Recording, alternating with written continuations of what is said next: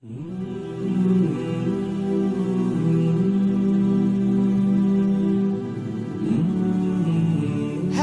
as we know, my dear brothers and sisters in Islam, is a place that Allah has already created.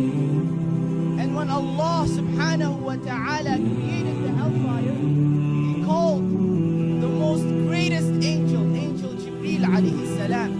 And He said, "Oh Jibreel, go and look at my hellfire." And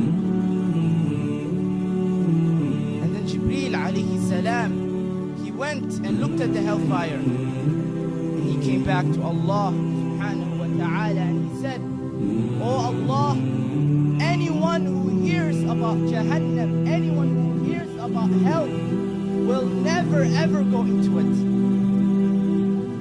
Subhanallah. And then Allah subhanahu wa ta'ala surrounded the hellfire. Allah subhanahu wa ta'ala surrounded the hell with temptations, with ease, with everything that the soul loves. And then Allah subhanahu wa ta'ala said to Jibreel, "Now go and look at my hellfire."